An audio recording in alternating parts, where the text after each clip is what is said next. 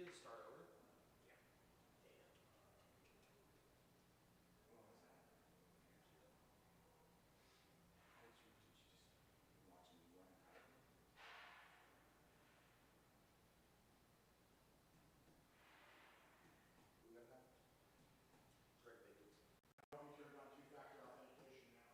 Oh yeah.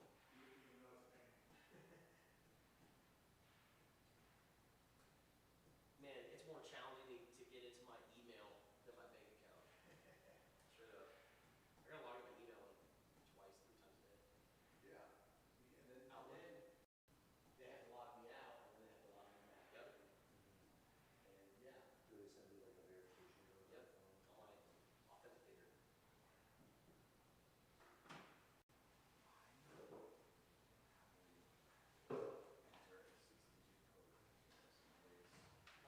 What's up, y'all? Good to see you. How you guys doing?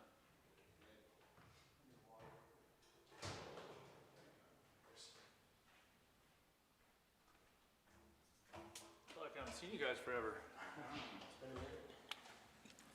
All right, thanks for joining us, guys. Hammers in the back. If you want to let me know when you're good to go. All right, thanks for being here, everybody. We'll start with an opening statement from Coach Brennan, and then we'll take questions. Coach? All right, it's good to see everybody. Appreciate y'all showing up. Obviously, it's a busy time for us right now. Really, really excited about playing in this bowl game. We've had a few good weeks of really good work. I'm excited about how this team comes to work every day. It's just a really fun team to be around. Just the effort, the intensity they bring to the practice environment, how much they enjoy just being together and getting after each other. It's been awesome. We've tried to be smart about, not just kind of beating them into the ground, and that part of it, I think there's a fine line to walk there in bowl practice, but these guys have attacked every part of it, and so it's been awesome to see. A lot of reps for, a lot of players, a lot of the young guys getting some opportunities to get out there and show what they can do, which has been also beneficial for us.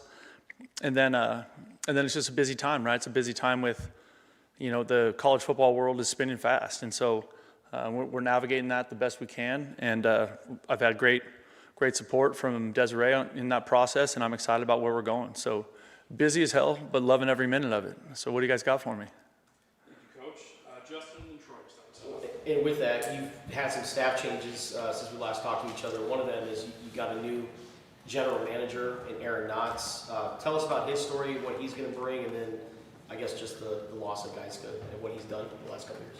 Yeah, I think Geiska's been a really important part of what we've done here, as is everybody. I think that's one of those things is, when you are building a program and when you are investing in people and the time it takes to get it moving the direction you want it to go, everybody has a part of it. It's just like a football team, you know what I mean?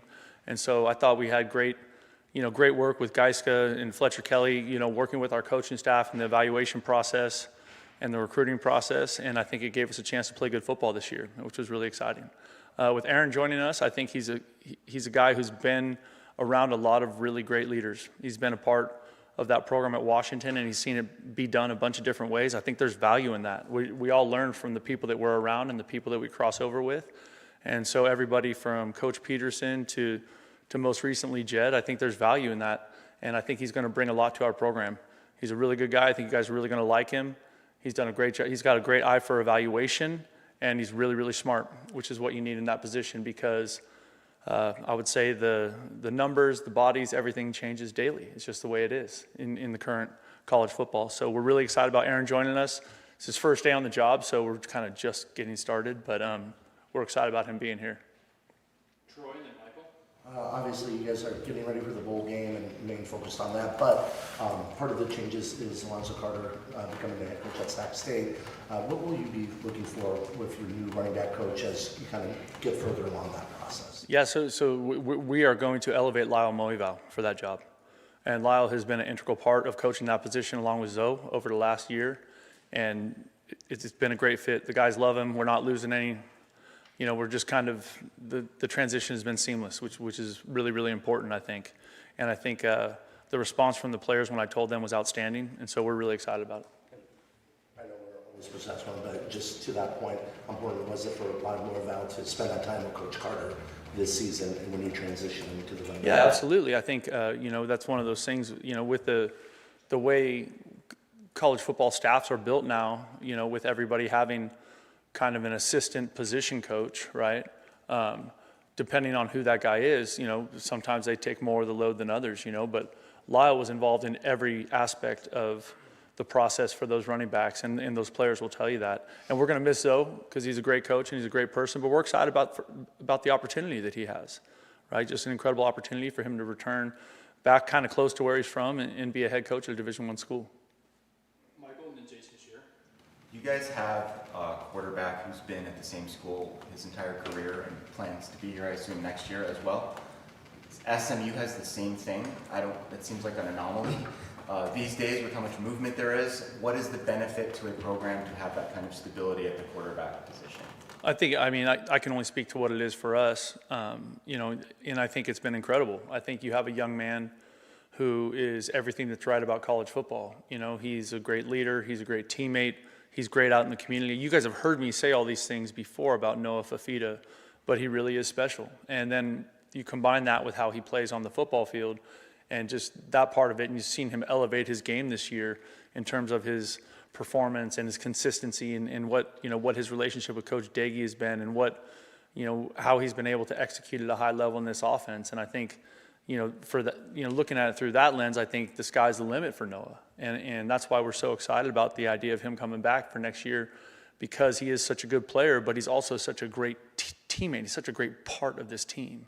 And I think that part of it is really, really special. Sometimes when you have high-profile players, they're reluctant to get out in the community and, they don't want to do it. But that's not him. He just gives of his time, of himself all the time. You watch him out here coaching next-level football, right? Just like what he is for those kids and what he is for the city of Tucson, let alone the University of Arizona and its football program is tremendous.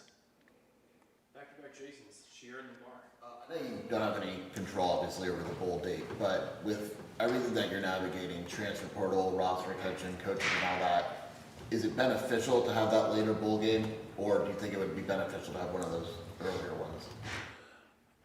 I think I look at it more through the program lens, and we're excited to be playing a bowl game in January. I mean, I look at that as, that's something that you always want to be playing as late as you can in college football, and I think that part is really exciting for us, and so. We're honored to be playing, in the Trust and Will Holiday Bowl. I mean, we can't wait for it. So that part of it, I think, also speaks to just how hard our players are working and how excited they are about coming to practice every day and how excited they are to go to San Diego and play in the game. So, I think that part of it is, whenever it is, obviously we don't have control over it outside of playing good football. And this year, this team played good football and got a chance to play in a really high-level bowl game. Jason Barr and then Justin. I get after the apologies if you answered this before. I think you have. I just forget. Can you just remind people, you were 98, you were a graduate assistant in Hawaii. Were you able to attend the Holiday Bowl that Arizona played in? Of course. So do you remember where you were sitting and what do you call that? Yeah, I remember. I don't know how many deals my younger brother had to cut for tickets, but he cut a lot of them. We had over 100 family and friends there for the game. It was just an awesome night, obviously, and obviously, I was fairly young then, so the parents and all the older crew, they got the good tickets. So me and the Yahoos, we were up in the nosebleeds, but it didn't matter. It was a lot of fun, and obviously that was a great game for Arizona. Justin and then Michael. Have you had the conversation with some players about maybe opting out for the bowl game? Not opting out. We've had a lot of conversations about rev share and process and trying to be really in a good spot for that because of where the portal falls, you know what I mean? And just what those things are going to look like going forward. I'm really excited about us having just one portal. I think that's really, really good for college football. And so the timing of the bowl game and the opening of the portal, that's just going to be, it's going to be a little bit chaos, right? Because we're going to come back from San Diego on the 3rd and probably go right into some version of official visits on the 3rd, 4th, every day, So, that part of it is really where our focus has been on roster retention and, that part of it. Michael. Just following up what Justin was asking, are there any healthy players who are opting out? Not yet, but there could be. That's one of those things. I think we'll know more after Christmas, right? But all these players are going to go home for, 3 or 4 days, and they're going to be around their families and their agents and all that stuff. And those are family decisions, you know what I mean? And I understand that and I respect it. And that's the world that we live in. And so, I do think the way these kids care about each other, the way they've been practicing has been really impressive. I mean, I think a couple of you were out there a few times earlier last week to see it, but that part has been, this team really cares about each other. And that's the great thing about the team. That's the great thing about football, right? Whoever it is, we're going to get ready to play. Jordan and then Jason Barr. Brent, with those kind of end of regular season meetings and looking to next year with players, what are those conversations like? What in particular are you really trying to hit with them to kind of see where they're at? Every player is different. And so you really need to know, who you're talking to and what kind of relationship you have with them. And I would say it's like that's a full staff effort. That's everybody in the building is having those conversations with these players as we try and kind of navigate and put that together, for what it is in the future. I think everybody's excited about the football we played this year. I think they're excited about the direction of the program. They're excited about the coaching staff and their teammates. And I think they're excited to play with these guys going into next season, right? That's why this game is so important to us, right? Because it's the last game we get to play this year. And we want to feel great about how we finish this year and be excited moving into what's next. Jason Barr and then Michael. Along with a lot of other great things that winning the Holiday Bowl would do, it would also get you to 10 wins, which is something the program, I believe, has only done 4 other times. Is that number 10 meaningful at all, or is it just a number? Oh, I think it's absolutely meaningful. I think it's meaningful to anybody in college football. Anytime you get to double-digit wins, it's a great season. You know what I mean? And so I think that part of it for our team is really important. Michael, and is it Jason Shearer? During this time of year, the coaching carousel is a huge deal, right? Who is the head coach going to be? Do you think the general public understands how important the support staff is, the role of the general manager, front office, all of that? Do you think people realize how big a deal it is to have those people supporting you? I don't know. That's a great question. I don't know. I will tell you this. I think, first of all, we're in the craziest coaching carousel in the history of college football. There's never been one like this. You know what I mean? But every person in our football program is important to what we're doing here. Every single person. And it doesn't really matter what their title is. Everybody contributes in a significant way, and everybody is treated that way with love and respect because they're all making us better. And when we lose somebody, we try and get somebody better. And we won't know if they're better until we do the job with them for a little bit of time, right? And then we have an idea, So, but I think, I don't know if the general public knows that outside of, I just don't know how they would because they're not in the inner workings of the program all the time, you know what I mean? Okay, our last two will be Jason Shearer and then Justin. You mentioned earlier support from Desiree, especially with everything going on. What does that look like? What that looks like is staff retention. You know what I mean? What that looks like is how we prepare for the bowl game, how we feed our team, how we take care of them, what we're able to do with them. Like all those things go into that, And I think that's one of those things that is important. You have to have it. Like you have to have alignment with your president, your AD, your head football coach, the other head coaches in the athletic department here. I think it's really, really important. And consistency of leadership matters. And so when I'm looking at a coaching staff that I think, I really believe in our coaching staff. I think they've done a fantastic job. And so I am someone that believes in the consistency of that leadership, the consistency of the messaging, the consistency of the players knowing who's going to coach them and being around those people every single day. And so lots of people have come after coaches on our coaching staff. And fortunately, we've been able to keep that thing intact because I think we have something really special here. Finish up with Justin. Do you think the experience that Lotto got last year helped him in a lot of ways, or what do you think was the big reason why he was able to maybe turn things around in year 2? Okay, so last year Matt Lotto was a true freshman. Yeah.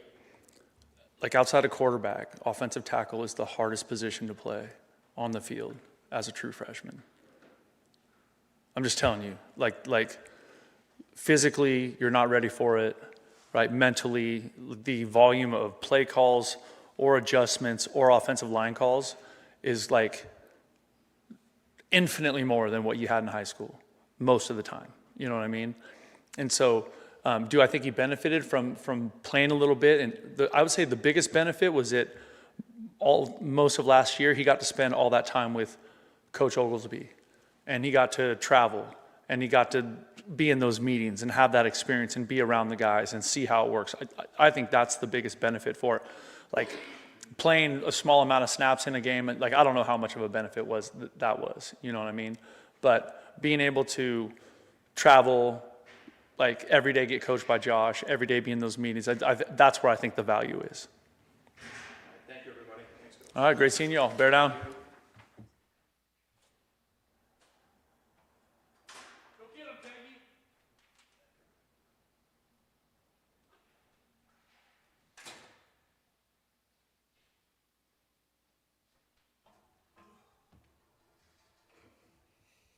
Cameras in the back. You still good? All right. Questions for Coach Doege? We'll start with Michael.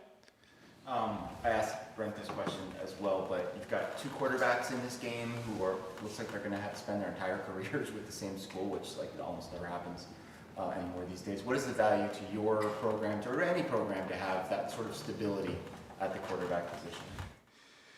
I mean, it's huge, especially if they're, obviously if they're extremely talented, like Jennings is and like Fafita is. I mean, I think you can hear Noah talk about it all the time, like it's going to be so awesome to be in a system in year two. He's never been in a system. He's been like Fish, obviously that system for a little bit, but he was so young. But he's just so excited that there's going to be some stability in his life when it comes to football. And I think that's huge for any quarterback, regardless, of the year that in the program. If you can have your quarterback coming back, I mean, that's big time. Obviously for SMU and for us, these guys are talented. So I mean, those guys are high dollar prospects in the portal, and obviously if they're in the portal, you're fighting everybody in the country that needs a quarterback for them. Well, I think SMU and as well as us, we're lucky because we have guys already in that want to be here. They're not chasing more money. They value stability. They value their teammates. They value the coaching. They value the scheme, and they value the university, and they value the town that they're in. I think that's huge. I think that goes a long ways. And I think in today's age and what college football is now, that's rare. Because you see all these big-time guys getting in the portal, and who knows why, right? Like, you can't judge everybody's situation. I just know our guy loves it here. He loves the University of Arizona, and he loves playing for Brent Brennan, and he loves his teammates, and I'm excited to coach him, obviously. I mean, I got one of the better ones in the country, so I'm excited that he's going to be back. Justin in Detroit. What do you make of SMU's defense, and is there an opponent you guys have faced that resembles them? Shoot, man, we've played some good players, or good teams, good defense, good players. They're big up front. I don't know if we've faced anybody as big as they are. They're pretty massive, and then their safeties are very active. And so it's kind of a combination. I thought Cincinnati was big up front, and they gave people problems. I thought Baylor was big up front. They gave people problems. They do have a couple guys in the secondary that maybe we haven't faced yet, like a safety that type of caliber of a player. So it's going to be a unique challenge. I mean, if you look at the stats, I think stats can be skewed sometimes. In their case, if you look at them, they don't give up a whole lot of rushing yards, but they give up a bunch of pass yards. But the problem is, if you watch their games, they're up big in a lot of games, right? And so everybody's just throwing the ball, trying to get back in the game.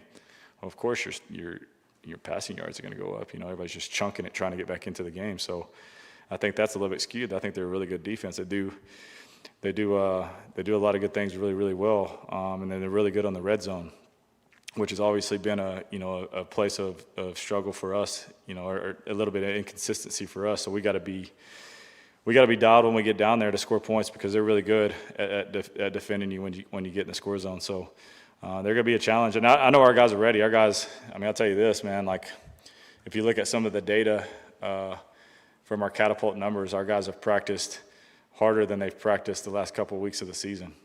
And, you know, and then you kind of consider this a bye week.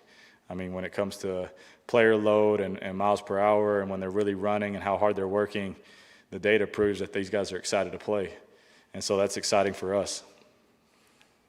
Troy and then Jason Barr. Coach Brennan announced that Coach Moival would be taking over as running back coach. I'm sure you're part of that process, being the offense coordinator. Just your thoughts on that, and what have you seen out of him this year as he's been with Coach Carter? Yeah, I think he's a tremendous teacher. The times that I've gotten a chance to walk into the room when he had the running backs, you know, Zoe was letting him have opportunity to teach. I was just really impressed. His communication skills. I mean, he's a former quarterback, so he kind of knows the big picture. And I think that's a value of any position. You know, I think sometimes quarterback guys that play the position quarterback, they get labeled as that quarterback guys.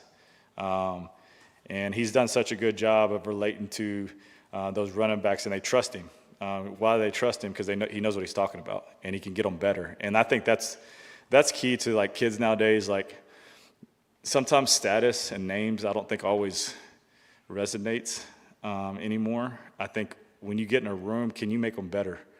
And how can you make them better? Well, your communication has to be clear. You got to be direct in what you know and what you believe in. And then you got to be aligned with the entire organization, and that's Lyle. I mean, this guy's 100%, you know, behind us, and 100% bought into what Coach Brennan's about, and 100% bought into what I'm about. This dude's had my back since the day that I showed up, so I'm really excited about it. I know the running backs are pumped.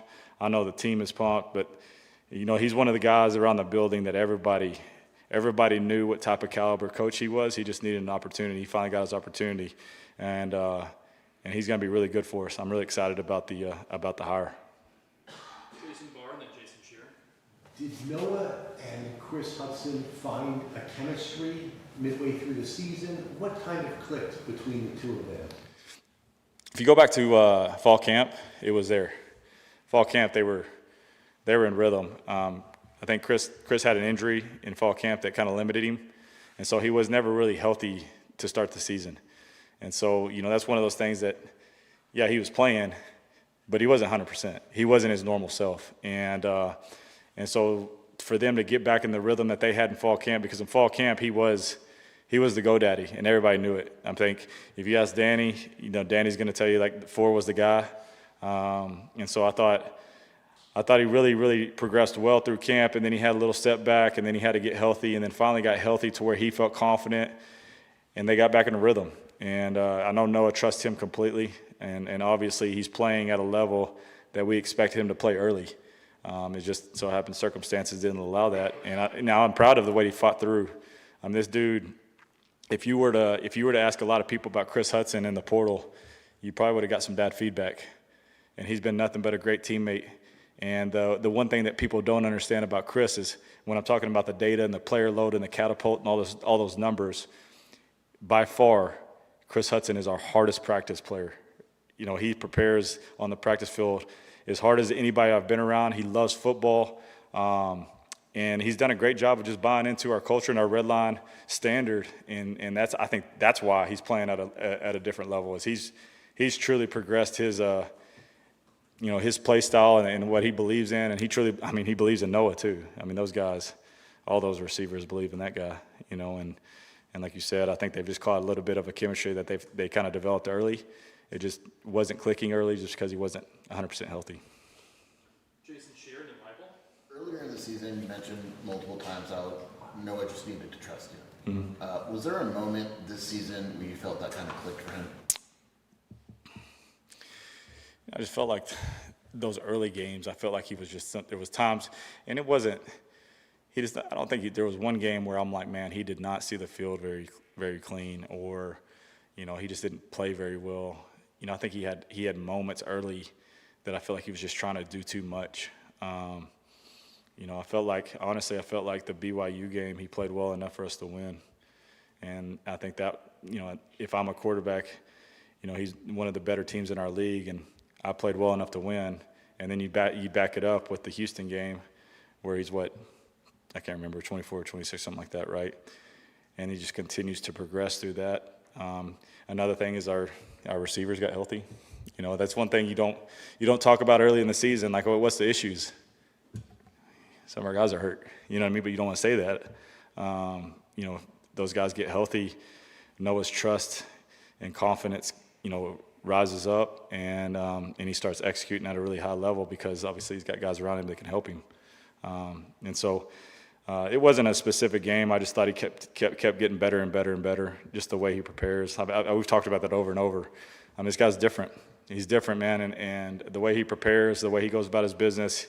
He's in that building as much as I am, and I'm in there a lot. And so you just don't find them like that. The guys that love the game like he loves the game, the guys that love his teammates like he loves his teammates, the guys that prepare each and every day like it's the freaking Super Bowl going out to practice. This guy's lights out when it comes to practice preparation. So, I think we just got to do a great job of making sure those guys around him are playing at a high level and making sure I'm calling it at a high level so we can put him in a position to have success because he deserves it and he's going to be ready to do it. So I'm just proud of the way he's progressed through the season. I think he's playing at an elite level right now, and I trust him completely. Michael and then Troy. Who are some young offensive players who have benefited from bowl practices? Oh, man. I heard you talk about Lotto. Lotto's getting a ton of reps. Obviously late in the season we had some O-line guys banged up. They weren't, it's one of those things where you got to manage guys in the season, especially our tackles with Tristan and Ty. And so Lotto really, he really progressed through the season because there was days where he's taking every single rep. And to do that, you got to be really tough. And so that dude, you can just see his confidence kind of going through the roof right now just because I think there's one thing to practice and then to get out there and have some success against real people, and he's not a finished product by any means. We got a lot to work to do with Lotto, but he's proven that he can be a Big 12 tackle. And I'm excited to see the progress that he's made and continue to make. And then you got your young receivers, Gio, who really came on late in the season.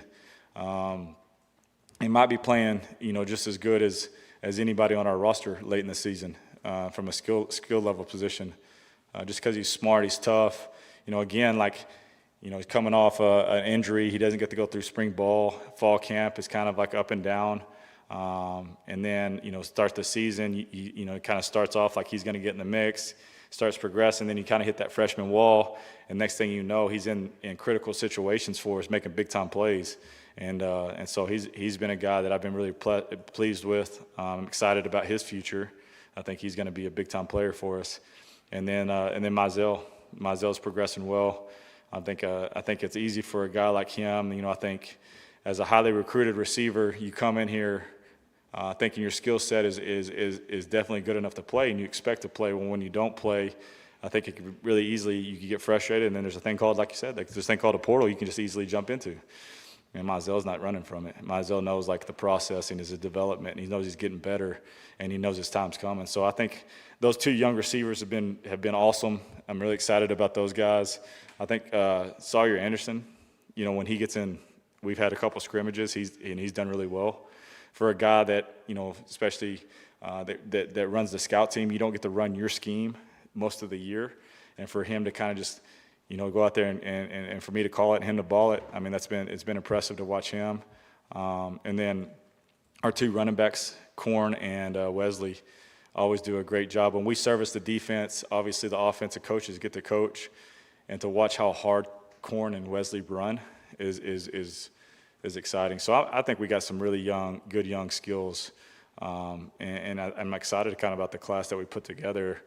I think we're going to have a lot of talented young kids that some are going to have to step up a lot sooner than they expect, which I think they want. I don't know if they know what it takes yet for that, but they're going to get a taste pretty soon, and so I'm excited about where we're at. Troy and then Justin. Kind of going off that, I was going to ask you about Sawyer Anderson. What have you seen out of him this month, like you said, extra full prep, extra practice, just being able to run an offense compared to at the start of the year till now? Yeah, what Sawyer's done a great job of is he's in Braden Locke's hip pocket. And Braden Locke is like, you might as well call him the assistant quarterback coach, because he's the older guy in the room. He's smart. He knows every single check. He'll come to me and he'll have like 3 or 4 different plays that he wants to run because he's like watching just as much as tape as anybody else. But that's really benefited Sawyer and his development is because he's been, I mean, like I said, he's been in Braden's hip pocket. And so he's, even those guys that they run the scout team, they sit in our meetings. And what's really helped him and Luke and Mason is they've had to hear the dialogue between me, Noah, and Braden. And Noah and Braden are, like, in my opinion, like elite processors, and they could take a lot of information. So, like, we've done more checks than I've ever done in my entire career with those guys. I mean, we're checking different runs, we're checking different protections, we're checking different concepts off of like a hard count. But it's not me. It's kind of going into the game knowing, like, okay, if I get this look, I'm getting to this. If I get this look, I'm getting to that. And for a young guy, I think your head could spin because you're like, man, what happened to like the day 1 install, or the day 2 install? Where'd that go? Well, that's by far gone. And because of that, I think they've accelerated their learning curve a little bit. And so I'm really excited to kind of see him go through the spring and where he's at. Obviously he's not at the level at Noah and Braden yet, but he does have the capability to obtain that information. He just got to they just need reps. Sawyer and Luke, they just need reps. They need real reps. And when they do, I think they're going to be, both of them are going to be good players. Justin and then Jason Barr. What are some of your favorite memories of bowl week as a player? What do you think of, I guess, teams opting out of bowl week, and what do they miss from that experience? Obviously, I'm always a look in the mirror guy, so I try not to judge too many other things, but it's just hard for me to think about not playing, like as a team, player, or whatever. And I know everybody's got different circumstances, and always, you got to give grace to all that, and you got to understand all that. But for me, like, this is why you do it. Obviously, like, everybody's trying to chase a championship, a Big 12 championship, a national championship, but there's also, like, the postseason bowls. Like, this is why you do it. Like, this is why you do all the hard work in the summer. This is why you do all the team bonding. This is why you stay the course when you take a tough loss in the middle of the season. Like, this is the reward, right? This is the reward, and this is to me, this is the fun part. I remember, as going back to you asking the question, like, what do you remember as a player? I remember having fun.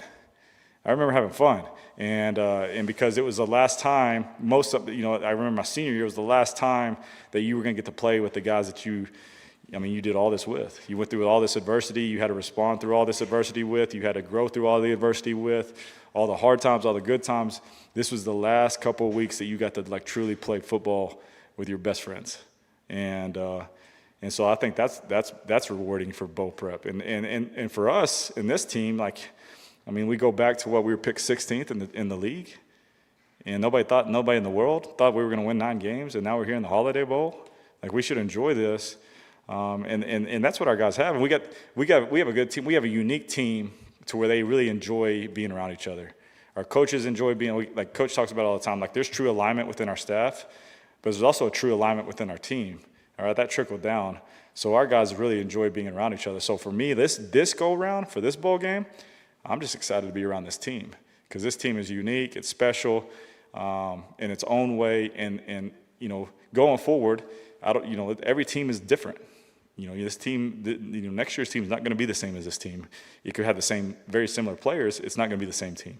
Okay, so this team, the way the chemistry is, the way that the guys rock with each other, the staff. It's just fun to be around everybody when we're on the practice field, and so.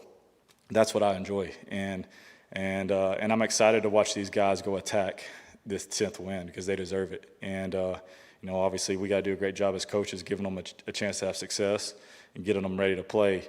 But these guys deserve to win 10, and I know they're hungry to win 10, and I'm excited to go to war with them one more time. We'll finish with Jason Barr. And Yeah. My question's pretty much answered. Okay. All right, we'll go Jordan and Michael. Finish up. Reese brought to this backfield for you? Say it again, sorry.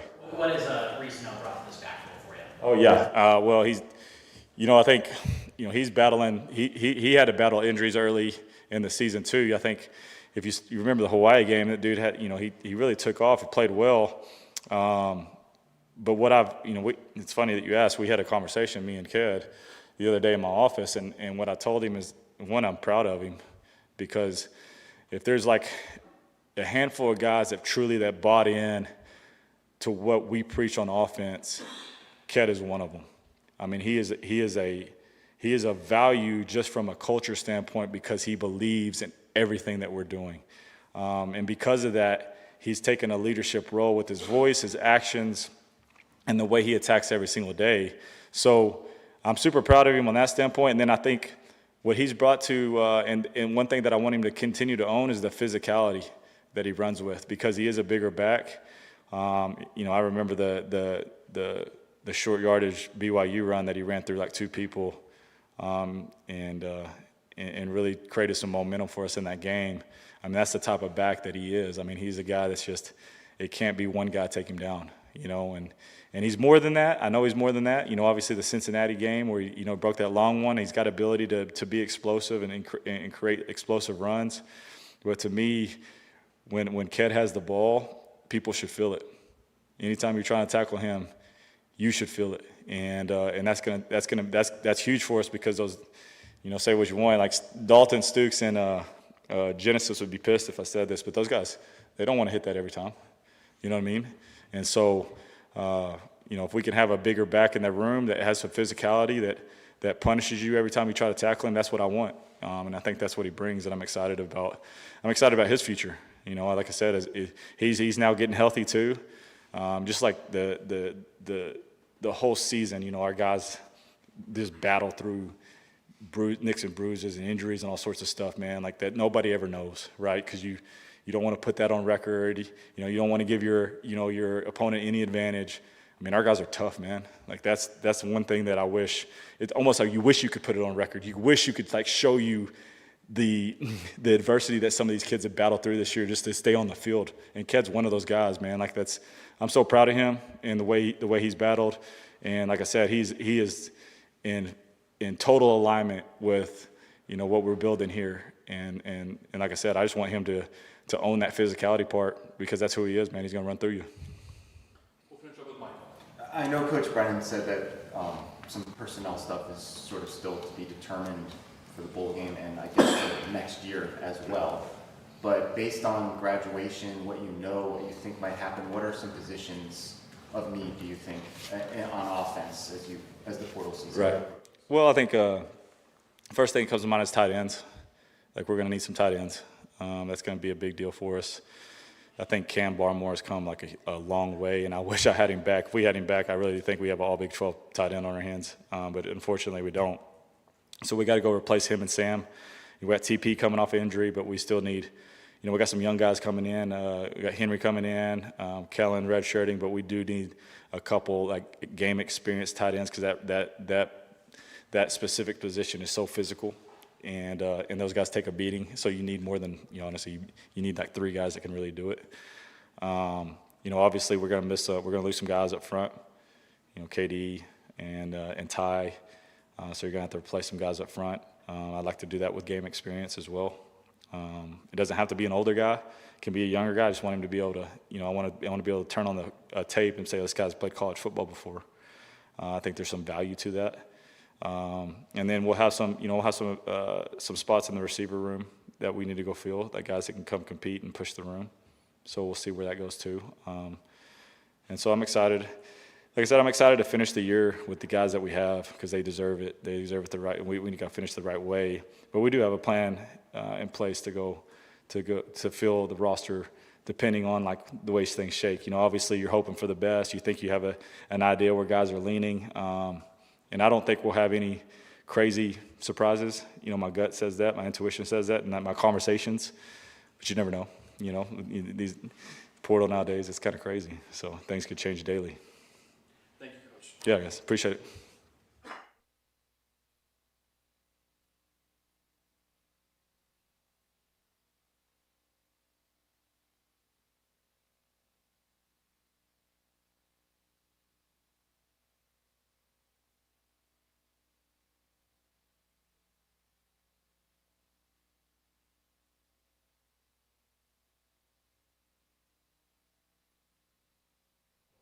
Back, you guys all right? All right, start with an opening statement from Coach, and we'll take questions. I mean, it's a neat deal that on December 22nd, with the #1 ranked basketball team in the country, that this room is full, and that you're here to talk about football and a game. That Team 122's lifespan has about 11 days left. And you heard Coach B talk about it, you heard Seth talk about it. Each team is its own unique entity, and this group has been really special. And give Brent Brennan all his due respect and one, his love for this place, and two, what he's been able to accomplish, because he sets the tone for this program. He's not a micromanager, which is awesome to work for, but we follow the direction of Coach Brennan in the building, from how we're going to recruit, how we're going to play, you hear Redline, and it's neat, and I know early on it was like, I'm tired of hearing this, but the kids kept breathing it, and over, kept talking it, and it's what they believe, and it's how they play. And Team 122 has the opportunity to be as special as 4 other teams in the history of this football program. Larry Smith did it in 1986. They won 10 games. Coach Tomey did it in 1998. Coach Rodriguez did it in 2014. Coach Fish did it in 2023, and I've sat up here numerous times and said we want to recreate the magic of that. In the 122 years of history of Arizona football, those 4 plus one other team besides us had the opportunity to win 10 games. The 72nd team in 1975, 9-1 going into the last game of the season against an undefeated team from up north, and the team from up north wins. That's the only other team that had an opportunity to win 10 games and didn't do it. So we've got a great opportunity on January 2nd against an unbelievable opponent. And then that will kickstart Team 123. And if Team 123 has the opportunity to be longer than a year, then something's pretty special around here. And I sat up here in August, and I said, let's go compete for a conference championship. Let's go get to the Rose Bowl. And y'all thought I was nuts. And we're probably a fumble recovery away from having an opportunity to play in a championship game. We have 2 corners with a chance to recover a fumble against BYU. And our worst 2 games on defense, Houston and BYU, kept us out of having a chance to play in the CFP. So we've got a hungry group coming back that believes in the red line mantra, that believes in what we do. And, we talked about creating magic and this being a special place. Coach Lloyd's created magic over there, and they're going to have a chance to win a national championship in March. Why not us? Why not? I believe in it, and this place is great. I sat up here in March also, and now I'm gonna I guess strut some peacock feathers, because I sat up here and talked about some of the special things that we could do. There's 12 statistical categories in my opinion that determine where you are defensively. And 10 of the 12 were top 20. In 5 of the 12 were top 5. Or actually top 3. And in 2 of them were the best in the country. In turnover margin, in pass efficiency defense, we're 3rd in passes yards allowed. We're 10th in yards per play. We're 16th in total defense. We're first in the country, second in the country behind Texas Tech in gain turnovers. And SMU's 1 turnover behind us. So it's going to be a great battle on January 2nd to see who can lead the nation in turnovers. We got 3 to make up in the margin because Tech got 4 in their championship game. Why not? We've had 3 games this year for the first time in Arizona football history with 5 or more turnovers. Why not make it a 6th? That's the challenge. And SMU is going to do a great job of taking care of the football, so we're going to have to go and earn it. These are the best statistical numbers since the Desert Swarm era. And I sat up here a long time ago and said I don't want to disrespect that with what they are, because in the history of football, both NFL and college football, you've got the Steel Curtain, you've got the Purple People Eaters. You've got eras that people talk about. And when people talk about the Desert Swarm, everybody knows exactly what they're talking about. And you've always heard Desert Swarm 2.0, this and that. This is the best opportunity at that since that era of football. We are statistically in the category of being able to be with them. Now we can go screw it up on January 2nd. So we still have another opportunity to go and finish this thing off and stick a sword in the 25 season. So, the credit, once again, starts with Brent Brennan. And then we're good on defense also because of Seth Doege.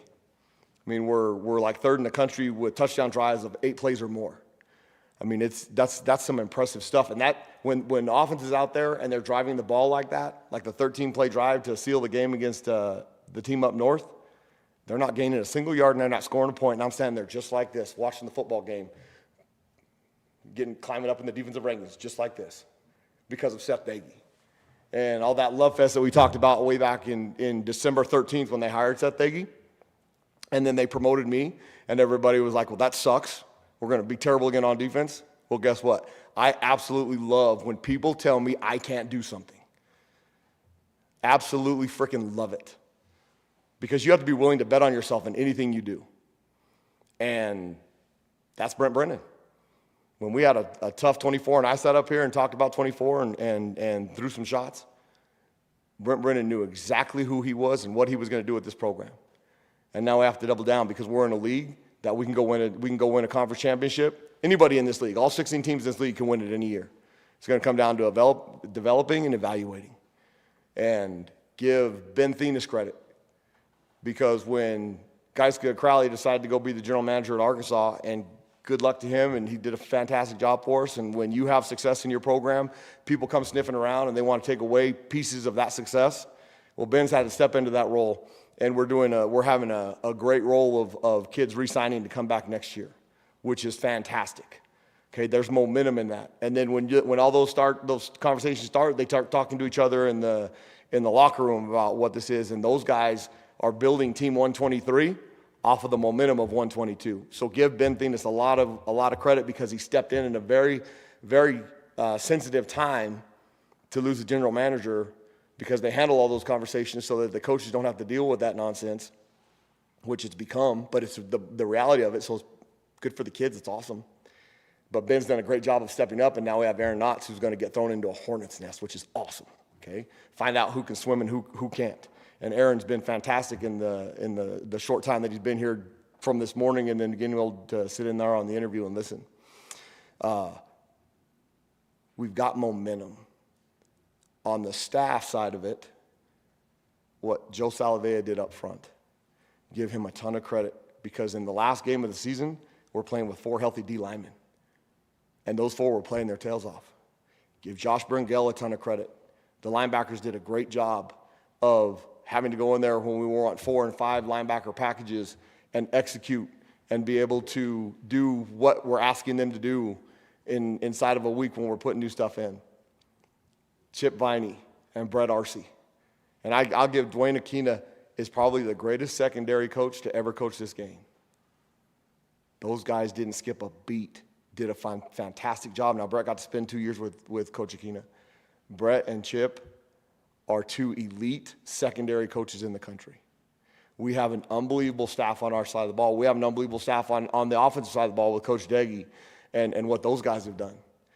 But I get a lot of attention on social media and all that stuff. The only reason I get that attention is because, first, it starts we have great players. And second, we've got an unbelievable staff that can teach, evaluate, and develop. And Team 123 has a lot of excitement because those guys can teach and develop. And so it's fantastic. Team 123's we wanted to create magic in Tucson. So now here's the challenge out to the 5-2-0. Okay? And I'm just going to say this right now, and all this stuff will come out later. I'm not going anywhere. I've had plenty of opportunity. I'm not going anywhere. I'm going to be the defensive coordinator at the University of Arizona next year to try and win a 6th conference championship for this school and have a chance to make a CFP run. And I'm excited to do it with Team 123. I can tell you that. I'm excited as hell. And the challenge to the city of Tucson is we've created the magic. We're going to upgrade the stadium. And it starts with Desiree at the very top and her commitment to this football program. She doubled down last December after the last game of the season and said, Brent Brennan is my football coach. And she's a damn genius because he's done a phenomenal job. And she's supporting this program. Casino del Sol, what an awesome, awesome deal that is. So now we have a moniker for the stadium. And that place, Tucson, needs to be packed when we open up next August. It needs to be packed. And hey, guess what? They did it up in Tempe. Let's sell out every single game next year. We've given you an opportunity to have a great football team. So let's go have some fun together because winning is freaking outstanding. So I'm excited. I love this place and the 5-2. Let's go have fun together. So. Thank you, Coach. Coach Shear, was that short enough for you? We good? Okay. Start with Justin and then Troy. So we asked Coach Brennan this. Just what are your thoughts on potential opt-outs, healthy players potentially sitting out this bowl game? If they approach you to that, what's just kind of your response?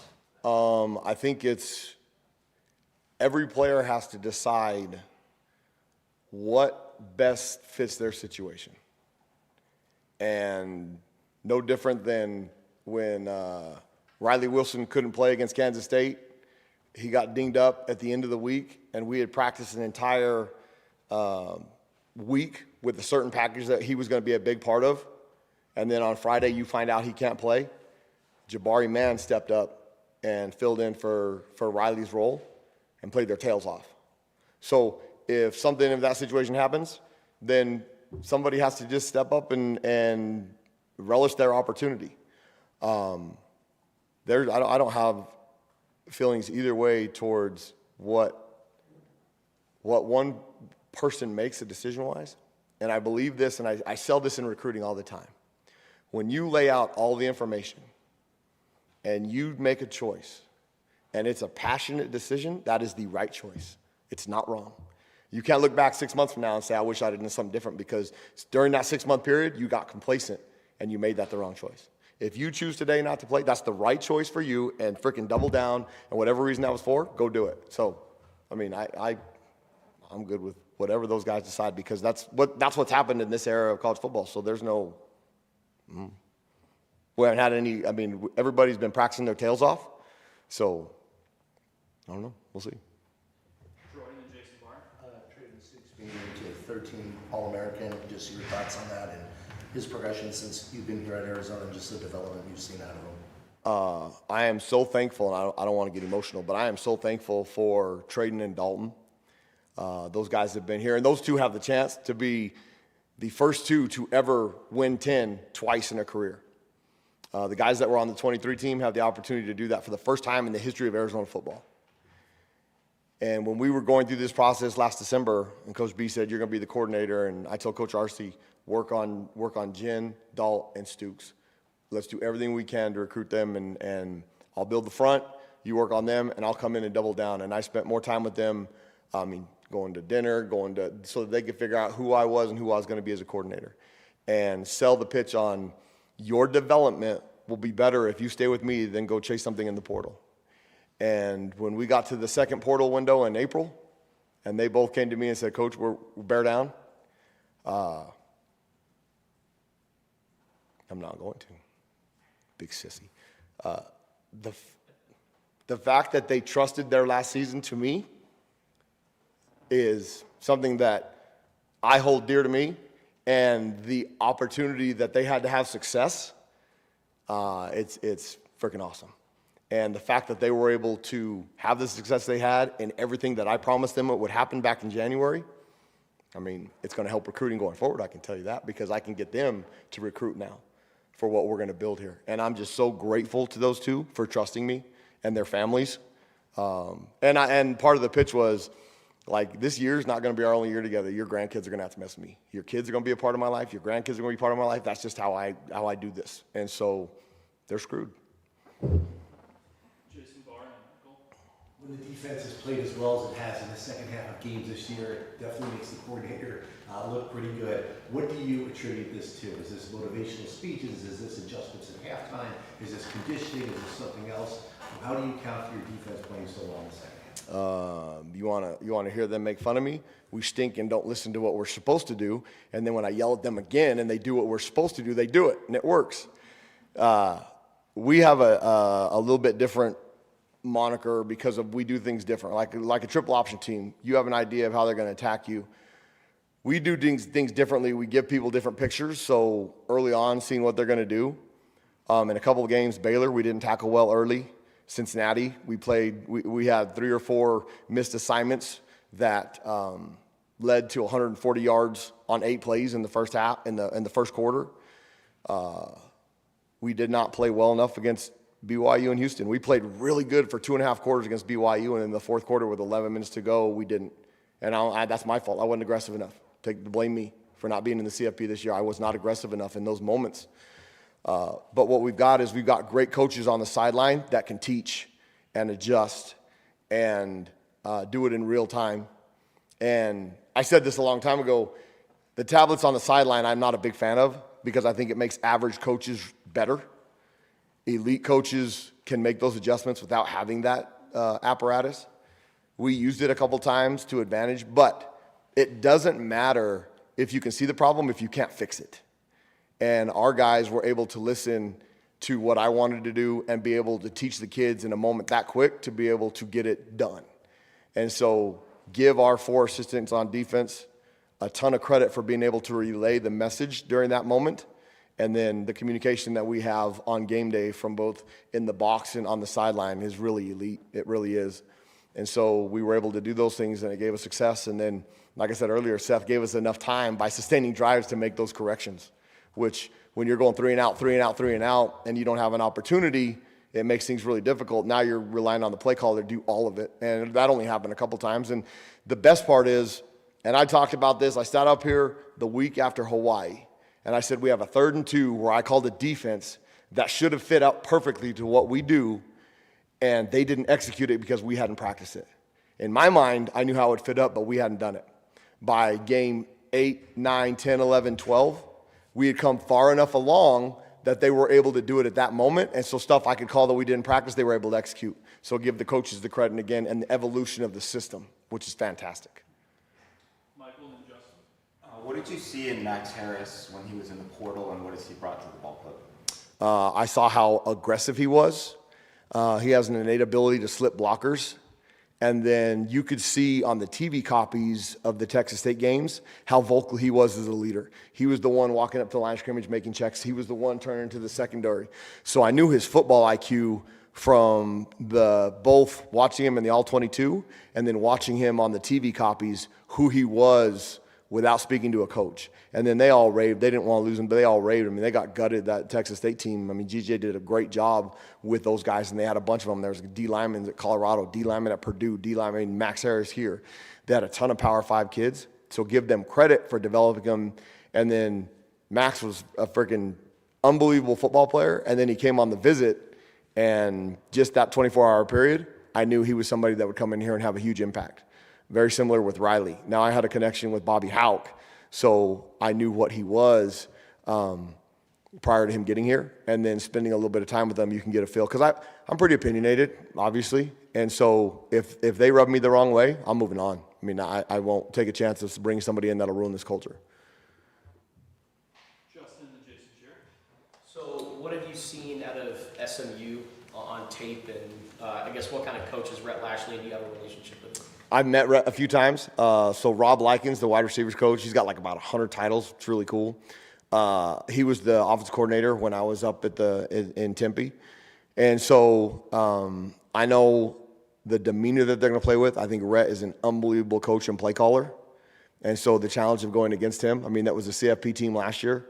And if they beat Cal, they're going to play Virginia for a chance to be a CFP team this year. They built that thing, like Seth said, up front on defense. Their D-line is elite looking. Their offensive line is going to be as pretty as we've seen all year. Kevin Jennings is one, you guys talked about it, it's continuity. He's been there and going to stay there. I just saw that deal where he says he's going to stay, so there's no reason for them to fret going into the bowl game. They know what they're going to have next year, just like us with Noah. And I think he's very similar to Noah in the fact that he's very active in the backfield and can make plays and keeps things going. So Jordan Hudson, number 2, their wide receiver, that's freaking elite as can be.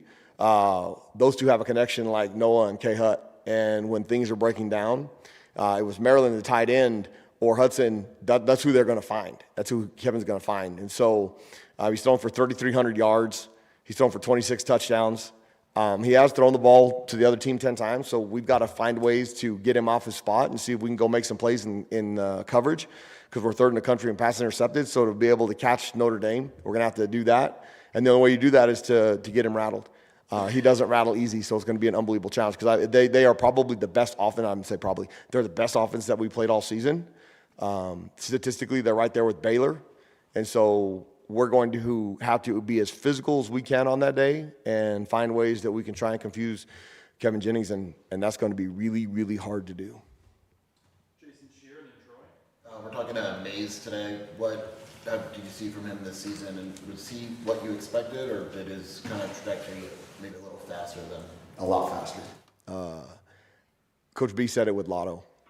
It's really, the closer you are to the football, the harder it is to play as a true freshman. From your lines to your quarterback. The further you get, running backs, wide receivers, DBs, your athleticism can make up for strength. Your athleticism and speed can make up for, physicality. You can't inside.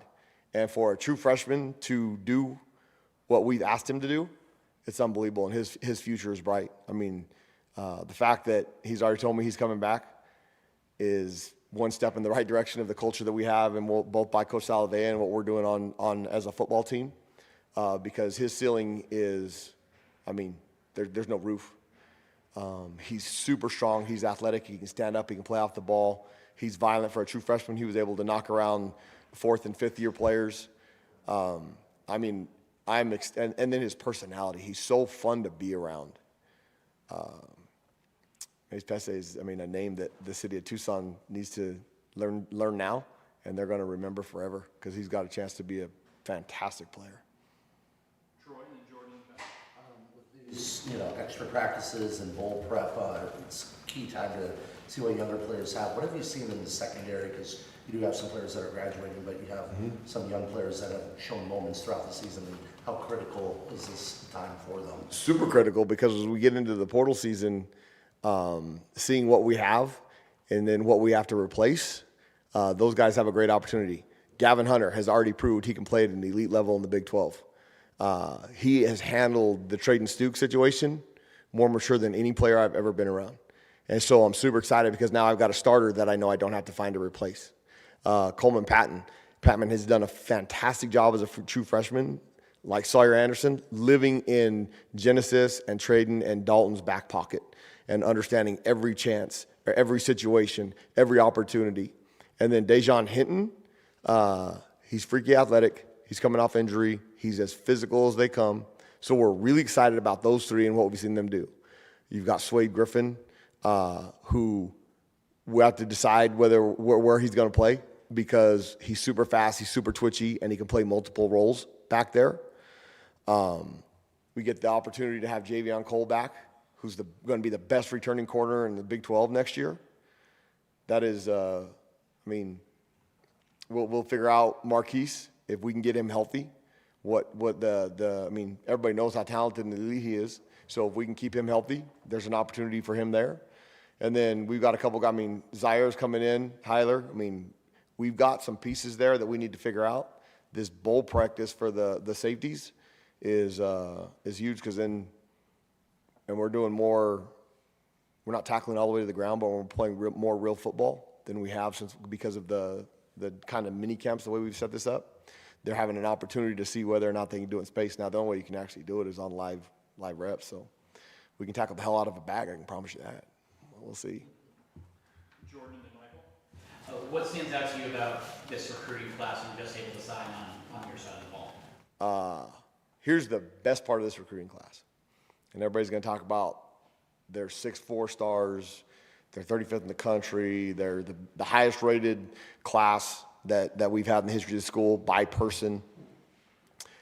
The best part about this class is the majority of those 4-stars weren't 4-stars when we were recruiting them. We evaluated them. We didn't care who was recruiting them. We decided. And then they continued to play well and do everything that they did their senior year. So I think we've got a bunch of hungry, really good football players. 12 or 13 of them are going to be here in the next week and a half, 2 weeks. And some of those guys are going to have a chance to contribute for Team 123. And so taking 18 to 22 freshmen every year gives you a chance to be a developmental program. We're going to have to replace some pieces, the Tias, the Deshaun's. Thank God we get Trey Smith back. Trey Smith's going to be the best D-lineman in this league next year, I'm telling you. Mark it down now. And I cannot wait to see the development of that young crew. We're going to continue to take 18 to 20 every year so that we can just keep reloading every single year and have a chance to compete for the top of this league. Seth as well. Looking ahead a little bit to the portal, what you know you're going to lose, what you think you might lose, what are some positions where you feel like you might need to bring in some veteran reinforcements? Well, it's going to start with corner. We've got Javion Cole coming back that has played a significant amount, and I think he's going to be one of the best, if not the best corner coming back in the league. So we've got 2 spots there because we played this year pretty much with a 3-man rotation, which I feel comfortable with. Now we were able to survive some injury. I mean, Javion Cole had an issue for 2 weeks where he couldn't play, and AG and Mike did a fantastic job during that time. We slid Dejan out there to give some depth. We've slid Swade out there at times to give some depth, and we haven't had to use those guys. So there's a need there. Obviously, with Dalton and Traden, getting some gained experience in that room to come in and compete with Dejan and Coleman and Gavin will be a priority. And then I think we're going to be better up front next year than we were this year by personnel. Now, did they play better and make more plays? We'll see. I mean, you're having to replace the leading interior lineman tackle for last guy in the entire country into Sean McKnight. Tia Savea has played fantastic, and I can't wait to see Tia play in the bowl game. He's practiced the last couple of days, so he looks like he's going to have an opportunity to play, which will be fantastic for him to be able to come back from what looked like a really gruesome injury against Baylor or Kansas. So, and then at linebacker, we're going to lose Riley. We're going to lose Max. So Jabari will step in and fill Max's role. Myron's coming back once he gets done with his surgery and rehab and all that stuff. And then we've got to find somebody to replace Riley's spot. So those are the biggest needs right now, immediate. But last year, I stood up here and said we need 4 or 5 D linemen. We need to go find a couple corners. We need to go find 4 or 5 linebackers. We're not doing that this year. We've got some depth. We've got some interior or incoming freshmen. And then we've got 4 or 5 spots to be elite, I sat up here last March and said we want to be a top 15 defense. We're 16 right now in total and 10 yards per play. We want to be a top 5 defense next year. And I think we have the pieces coming back if we can fill a couple holes. And then we have a generational quarterback in Noah Fafita, who has the chance to be, he's already set records for the most touchdown passes, he's going to be statistically the best quarterback to ever play here, the most winningest quarterback to ever play here, and the best part is, he's going to be the best quarterback to ever play here, and wants to be here, has chosen to stay here, has chosen the University of Arizona, has chosen Brent Brennan, has chosen Seth Doege. Dash Fafita is going to be a baller and have a chance to play next year as a true freshman. It is, don't get me started because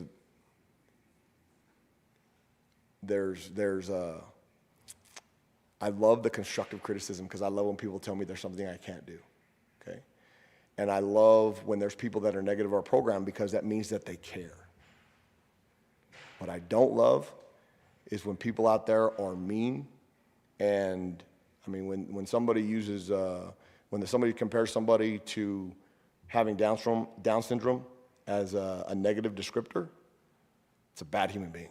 When they want to use the term as a dwarf, it's a bad human being. Like, why be mean as a person? There's no need for it. Constructive, criticize and all that stuff, but don't go down that path. So keep bringing the constructive criticism because it drives our football program. And now, what we're going to have to avoid is Team 123 coming back with, we've arrived. Well, we haven't arrived. We haven't done nothing yet. We won 9 games. We have a chance to win 10. We haven't won a championship, and that's when the job will have a chance to move on. All right, final question, I know it's a different stadium, but how do you reflect on your time in San Diego and just what are your favorite memories there? Here's the best one. Snapdragon Stadium. JD Wicker, the AD there, did a fantastic job going through the process of raising money and getting that thing built. Now I'm going to make JD mad, and that's okay. Rocky Long deserves credit for that thing being built. From 2011 as the head coach until 2019, winning 3 conference championships, the winningest coach in that at that school since Don Coryell. All the things that Coach Long did and fundraising and all those things to help get that thing built. And Sean Lewis is doing a fantastic job. Brady Hoke won 12 games, did a fantastic job. So JD obviously has done a fantastic job as an athletic director to build a freaking unbelievable stadium. My time there from 11-17 was fantastic. We loved the city of San Diego. Living there is awesome. It's expensive as hell. I mean, hard to afford it, but you can go to the beach all day long and it doesn't cost you a penny other than parking, which was what we were doing as a family. The sweat, blood, and tears that we put into that place. And when they were talking about they're going to build this beautiful stadium and they're going to tear down Qualcomm and they're going to build it in parking lot and they're going to build what's now Snapdragon. When I was there as an assistant, I'm like, that will never happen in my lifetime. And then I leave and take another job, and like a year later, they're like, hey, we're going to build this stadium. I'm like, yeah, whatever, I'll see it when it happens. And it freaking happened. So I'm excited to go play in it and see what this thing is, and I can't wait. I mean, the University of Arizona, guess what? They won the opening game in that stadium on a day, which is so funny to me, okay? Because living in San Diego, you see, you got me started. Living in San Diego, you pay for the weather. That's like part of the benefit of your salary is the weather, okay? Other than the Santa Ana winds in November, and there's about a 12-day period in August that absolutely sucks. It derails everything because you've got tons of humidity. It's like in the 90% humidity, and it's the only time in the whole year that the temperature gets around 100 degrees. Well, they struck out lucky on one of those. If they would have played that game at 6 p.m., now TV screws up everything, but if they'd have played that game at 6 p.m., it would have been unbelievable. Unbelievable how awesome it was, blah, blah. There wouldn't have been people dying trying to find water in the stadium and all the stories that I keep hearing from the Arizona people. But guess what? The University of Arizona whooped their tail on that day. So hopefully momentum will keep, and we'll have some success against SMU. And give Coach Lashley and those guys what an unbelievable season they had. They're 8-4. 3 of those losses came by a combined 7 points, and then the other one was by 11 to TCU. I mean, I am so excited that we have an opportunity to play a big-time opponent in a big-time bowl game in January. The only game after us is the CFP. That's it. So, I mean, this is it's the only game on Fox for the bowl season. I mean, we have every opportunity to shine a bright star on the University of Arizona. It's going to be a 2.5-hour infomercial for the two schools, and an opportunity to talk about, to show. Now, we can't go lay an egg. Team 122 can lay itself to bed that night and kick off for Team 123 to have a chance to go win a conference championship and play in the CFP. That's what we want to do at the University of Arizona because of Brent Brennan. So I appreciate all you guys do and what you guys done and showed up all year. So now here's where I have to double down on the AZ12 podcast, okay? Back the A. Get every single assistant coach to appear on that show. I promise you they will. They will change their schedule to be on that show. Spears and Ollie, have them on during the offseason. Have them on there talk. Make Brent work his freaking tail off getting coaches talking about football from January until August, okay? Now, we'll give basketball because they're going on a freaking unbelievable roll. I hope Coach Lloyd came and talked to our football team and talked about, yeah, everybody wants to go undefeated. Nobody goes undefeated. Well, freaking A, Coach Lloyd, go undefeated. Why not? I mean, it's almost impossible, but you have a chance. You freaking got a freaking unbelievable team. It's so fun to watch those guys, okay? So get on everything. I mean, with Damon Dog and Kevin, we need to be on that podcast up in Phoenix. Like every opportunity to put an assistant coach from the University of Arizona in front of a microphone, and hopefully they don't talk as long and as much like me, but put it out there so that Casino del Sol will be full, so that you guys are excited as hell when we get to the fall of 23 about the fall of 26 for the 123rd football team at the University of Arizona. Bear down.